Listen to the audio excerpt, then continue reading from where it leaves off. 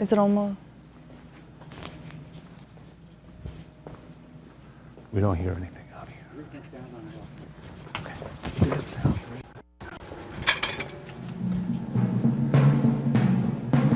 House of Horribles.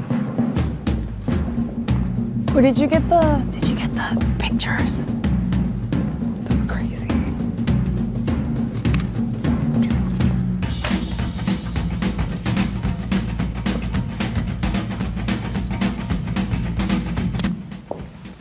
You know, there's a cold wind blow. I feel a cold wind blowing. It's like 20 degrees out. I'm not even talking about the weather. It's not coming from Canada. It's not coming from the Midwest or any of those flyover states. Yeah. It's coming from Washington, the Kremlin, D.C.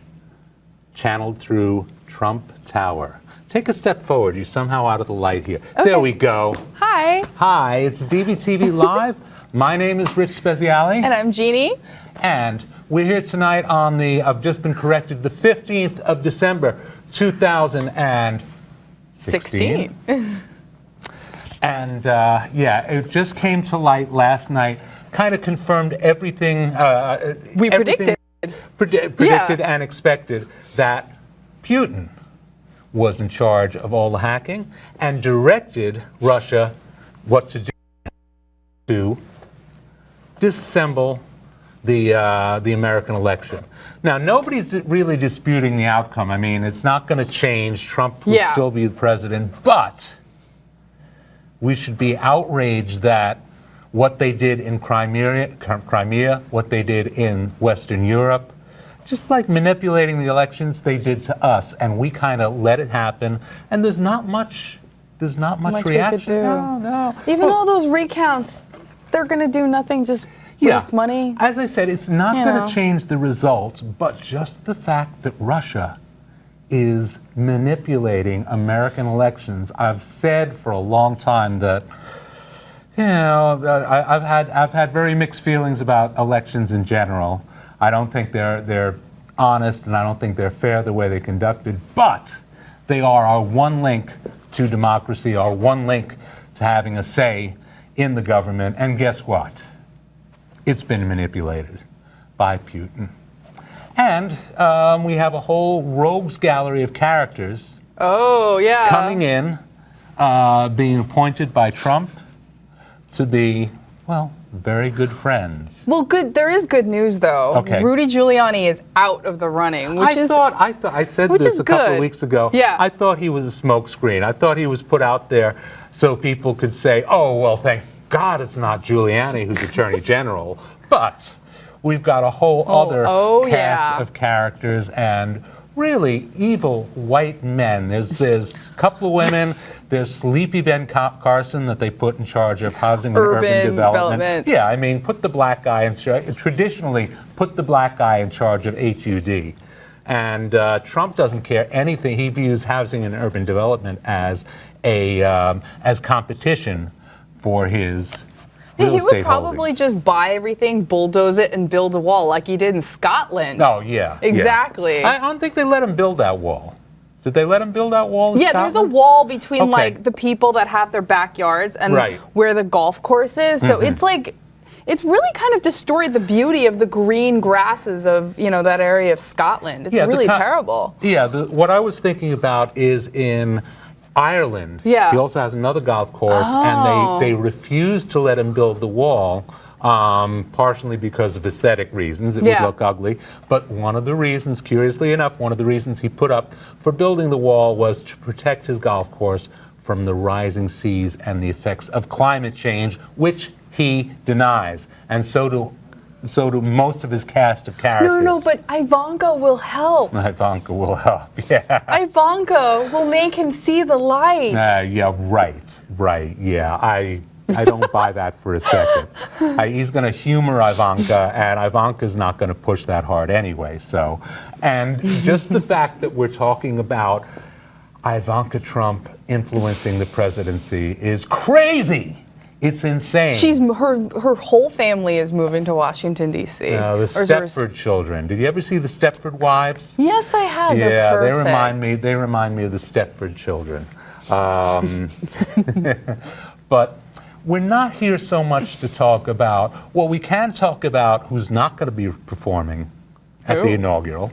Kanye West? Yes. Yes, newly blonde Kanye West. Trump has a thing for blondes, too. Oh, yeah. Well, they met at Trump Tower, but why isn't he going to perform? Because he's crazy. He's crazy. You told me he just got checked out of a... He just got checked out of a mental hospital in L.A. He was like institutionalized after that crazy rant at one of his concerts in L.A. And, you know, now according to the gossip columns, like Kim's like distraught and considered divorce. Trump would like nothing better than to have a big star like Kanye West, but all of Trump's advisors are telling him, no, we can't let him on, not during the inauguration. Wasn't he the one that went off on Bush after Hurricane Katrina hit New Orleans? And he was on with one of the Saturday Night Live guys, and he's like, George Bush doesn't care about black people.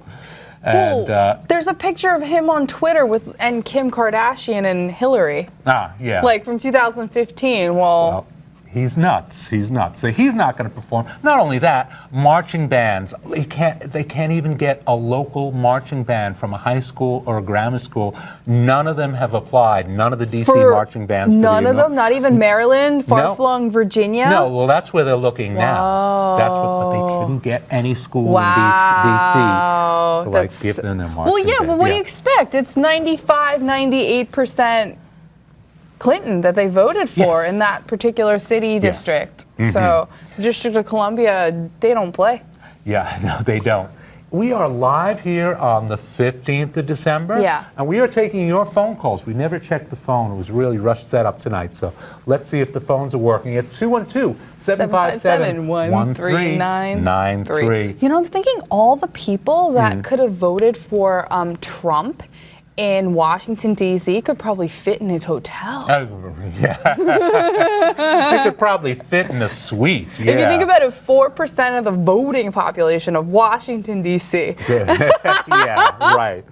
Yeah, they could fit in one of the suites easily. And that hotel, now, some ruling came down earlier in the week that he has to relinquish control of that hotel. Ooh, that's awesome. It does violate the lease, because on the lease it states clearly that no public official, no elected official can be a leaseholder to this, because the General Services Administration owns the hotel. Oh, he doesn't own it, he leases it. He leases it because it's an old post office. Oh, guess who's probably going to take it over? Eric or Donald Jr.? Yeah, could be, yeah.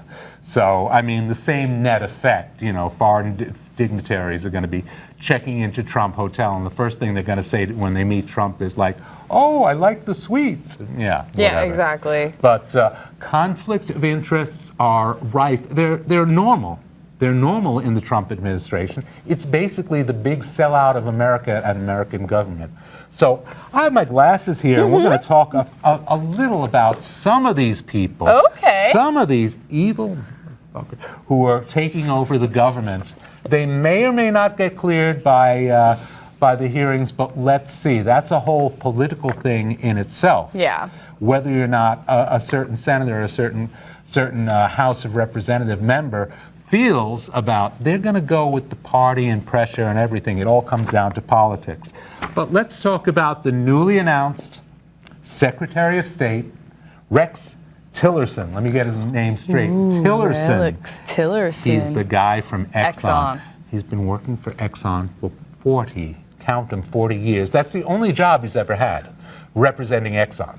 Probably smells too much gas every day. Yeah, probably. Yeah. Getting high off gas fumes. Yeah, and he was due to retire anyway, but now he's got this great new gig. Ooh. Now they're wary of his opposition to sanctions against Russia. Now the whole thing about sanctions against Russia is Exxon is hurting really bad, because as soon as the sanctions are lifted, they get something like a $500 million contract goes through, and they start pumping oil again.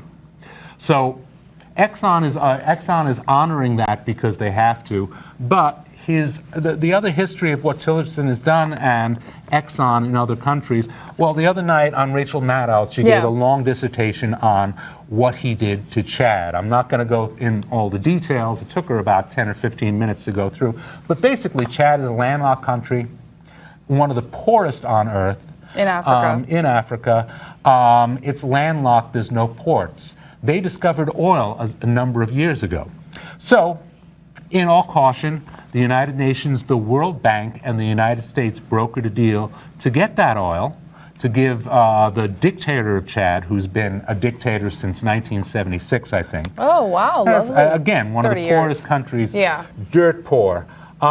So they set up a thing where they said, we will give you payments, annual payments of $20 million from the United States, plus you will get some profits.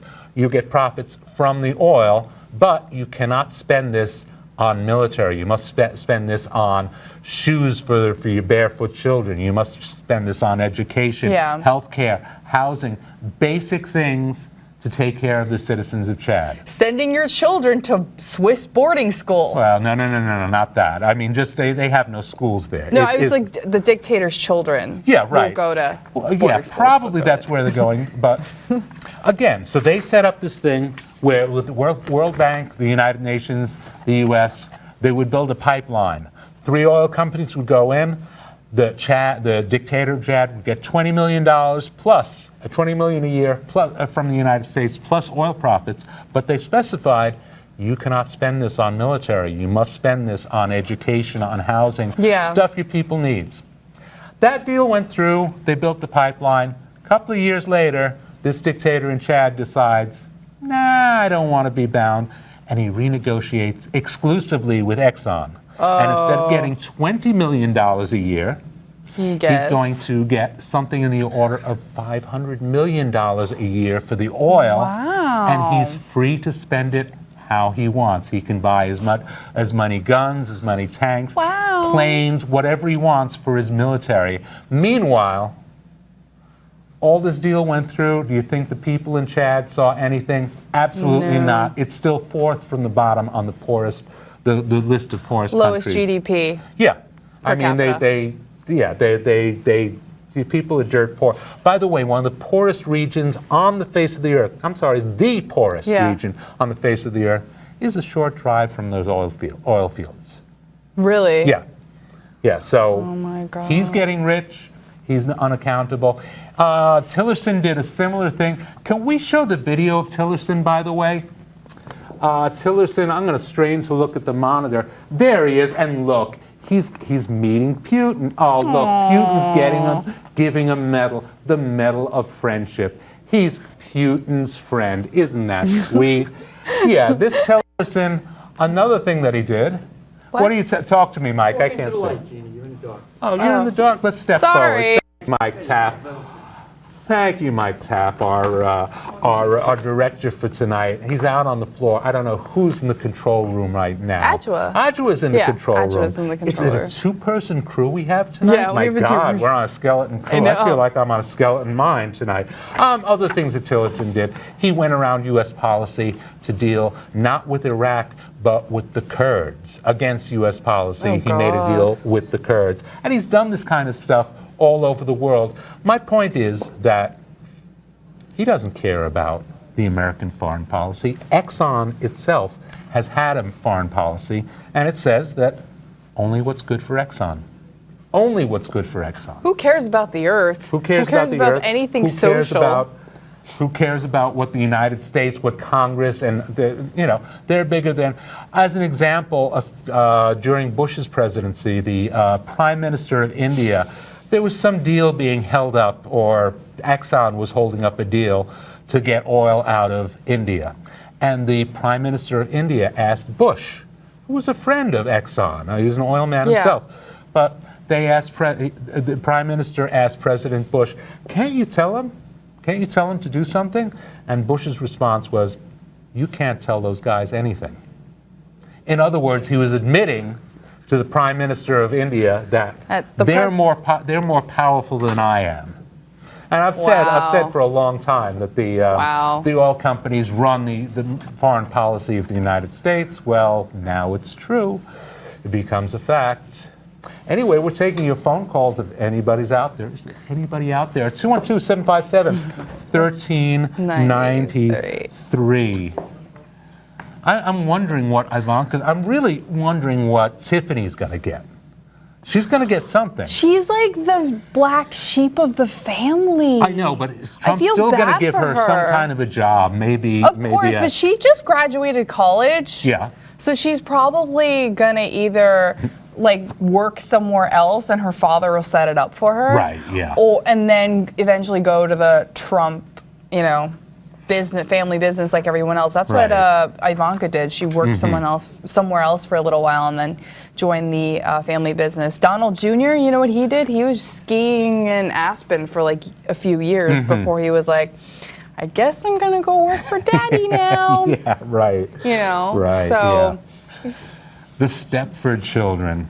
Well, let's talk about Energy Secretary nominee, former Texas Governor Rick Perry, former presidential candidate, who famously, when he was running for president 4 years ago, said, I'm going to eliminate 3 agencies of the government. I'm going to eliminate education, I'm going to eliminate commerce, and I'm going to eliminate, what was it I was going to, he totally forgot that he was going to eliminate the Energy Department. How are you going to eliminate the Energy Department? Well, anyway, he's not, because now he's in charge of the Energy Department. Wow. Now he's not quite a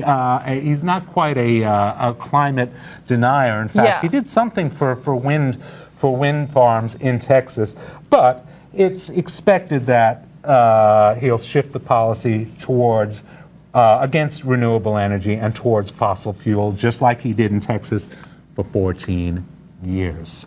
Why can't they hire Al Gore? What's wrong with Al Gore? Al Gore is great. Well, he should have been president, too. I know. He should have been president. I was too young to vote then. Yeah, well, it wouldn't have mattered if you voted. I mean, that's what... Yeah, 2000 was when I said, I came up with the phrase, your vote counts, unless, of course, it doesn't. And it seems like it still doesn't.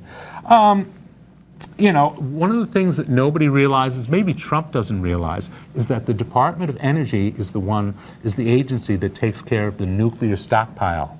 Oh, really? All the nuclear arms, and they're in charge of cleaning up any nuclear waste that's left behind by the government, by military installations. Nuclear. Nuclear, yes. It's nuclear. And do we have Perry's picture? We have a rogues gallery. I think we have Perry's picture somewhere in the control room there. No, you don't? Okay, it's on the expression, but we don't need to see. He's also on the board of what is it? The Energy Transfer Partners, which are building that pipeline. Oh, look, there he is. The Dakota Access Pipeline. There he is. The Dakota Access Pipeline that all the protests are about. The Sioux Nation. Yeah, they're not building it anymore. Well, they ran into a couple of snags. The Army Corps of Engineers. They still want to push the project through. The Army Corps of Engineers said that they weren't going to drill underneath a river. Yeah. That was unsafe. And they also had a significant oil spill in the past 2 weeks. But that doesn't mean the project's off. That just means it's out of the headlines. And some of the protesters have gone home. Oh, lovely. But he's on that board. I miss the Trump protesters. They're not really around anymore. Oh, let's just go to Washington on the 21st of January. Oh, yes. The Million Woman March. It started out as a Million Woman March, but I imagine. Now, that's going to be quite a spectacle because that is going to be fun. He's having this Harmon guy who produced Celebrity Apprentice. Yeah. He's producing the inauguration television event. Oh my God. But I imagine there's going to be a split screen of Trump climbing into his helicopter, split with thousands and thousands and thousands of people in the streets of D.C. and other cities too. Not everybody's going to travel to D.C. There's protest plans in major cities all over the United States. Good for them. I wonder if he's going to eliminate the helicopter somewhere at the tail end of his presidency. 4 years, because he was going to eliminate the use of Air Force One because it's so wasteful. I think that's just he wants to stay in his jet. He's seen Air Force One. He decided that's not mine. I want the thing with the gold seat belts. He has gold seat belts in his damn plane. How tacky is that? How tacky is our tacky. president? Yes, I still have trouble saying the name President Ugh, Yeah, I know. It's just not like, my president. But it does not roll off it just like kind of gags me. You know what's terrible? This president is more concerned what Vanity Fair. Now, what did they tweet the other day? He was just like, oh, this Vanity Fair article, this writer was like, oh, I don't like Trump restaurant. I don't really remember. I was just reading the article. She was just basically lambasting the entire like menu. It's boring, you know, it's blah. And Trump was like tweeting about it the next day. And he's like, shame on this lady. And I'm like, do you not have anything better to do? No, he doesn't. He doesn't. He cancels this huge press conference that he was supposed to have. Explain what he's going to do with his kids and his conflict of interest. Well, that'll be interesting. It's going to happen in January sometime. He's probably going to do it on New Year's Day when nobody's watching. Yeah, exactly. But Vanity Fair, now I can't remember the name of the editor. It was the Vanity Fair editor who first called Trump a short-fingered vulgarian. So that's why he has it in for the Vanity Fair lady. But no, he doesn't have better things to do. He's like, shame on them. He's like, shame on the cast of Hamilton. I'm like, you know, all these things. It's all he does. But he can't take the daily national security briefs because he says, well, I'm a smart person. I don't need to take these briefs. He doesn't need them. He doesn't need them. Oh my God, we need him to take those. How, you know, the height of arrogance. And the height of stupidity. Anybody who says, well, I don't need that because I'm smart, is a stupid person. Do you think we have an idiot coming in? How much of an influence do you think Mike Pence will have? Do you think it'll be like Rumsfeld where... he's going to be doing a lot of the work because Trump clearly has no grasp of this. I mean, he's more inane than Bush. Yeah. Because Rumsfeld was pulling all the strings back in those days. Right, yeah. Yeah, I mean, Pence was clearly picked for two reasons. One, he knows what he's doing. He has experience in government. Yeah, exactly. And number two, that would make a lot of the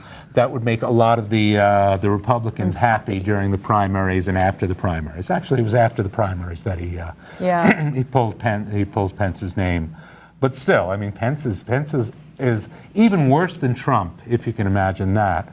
Because Pence has experience. Again, he knows what he's doing. Trump has no idea. Now, speaking of the Stepford children, I am sure. Now, Trump is going to be what? He's going to be 75 when he leaves. If he finishes. Hopefully, he'll die in office. So hopefully a big scandal will hit and he can't take office. But then we're stuck with Pence. So can't we just redo the election over again? Yeah. With two new candidates, please. Two new candidates. If you impeach Trump, then Pence just gets the job by default, right? That's like, you're too young to remember Bush and Quayle. But Quayle was so dumb. Quayle was so dumb. Oh, potato guy. Yeah, the potato guy who couldn't spell potato. Yeah. The running joke during the presidency was that the Secret Service has orders. If anybody shoots Bush, shoot Quayle immediately. Oh, God. Because nobody wanted him as president. And, you know, it's kind of an insurance policy, you know. But speaking of the Trump children, I don't know if it's Eric or the other one. Trump's going to be grooming one of them to take his place. Do you think it'd be his namesake? Yeah. I mean, he sees a dynasty for himself. He won in his mind in a landslide, and he sees a dynasty, just like Clinton had a dynasty, the Bushes had a dynasty, the Kennedys had a kind of a dynasty. He's not gonna groom his sons. He would probably groom his daughter. Maybe his daughter. Most likely his daughter. Ivanka. Yeah, most likely. We're even looking the at other candidate Ivanka in 2020. The other two, they even said Ivanka is his favorite. They've even admitted it. Right. Yeah. In interviews and everything, that clearly she is his favorite, obviously, and he's made that perfectly clear. Scary. Well. Yeah. I mean, he's not allowed to give them any cabinet posts, but he doesn't need to because they're going to be around him clearly all the time. Every day, all the time. whispering in his ear, telling him who's staying at the hotel, what deals are going down overseas, getting advice from daddy, who really knows the business. He's tweeting that, he's pretty much leaving his business affairs before January 20th to his sons. I don't know what Ivanka's gonna do. I think she's gonna be like, basically his right hand. Yeah, I think so. Kind of the same role that Hillary Clinton did in the Clinton White House. She didn't have an official role, but she had a lot to do, and she was out there pushing policy and stuff like that. So that's kind of weird to be living with your dad back home. I'd be living with my dad. And your 4 kids. If my dad had a tower in Midtown, I'd be living there. Sure, why not? Why not? So, yeah, the whole cast of characters, the conflict of interest is, it's just a sellout. It's just a complete sellout of everything American. We're not going to be able to recognize this country in a couple of years, unless, of course, something does happen. I don't know if the Democrats have the cojones to do anything about Trump, but my thing to the Democrats, I've said it before, I have to say it again: obstruct, object, stonewall, stymie, blockade, do anything you can to, I don't know which camera's active now, the tally light's went out. Blockade, stonewall, stymie, do anything you can to block any action of Trump. Just take a page out of the playbook of the past 8 years with Obama. Look what they've done to Obama. Obama wanted to bring the troops home, wanted to close Guantanamo Bay. He didn't get any of that accomplished. He barely got health care, and it was a very distorted bill that was heavily modified by the insurance companies. Absolutely. He barely got health care out. But take a page from the Republicans, what they've been doing for the past 8 years, and do it to Trump continuously. Blockade everything. Don't let him gain an inch. It's your job, Democrats.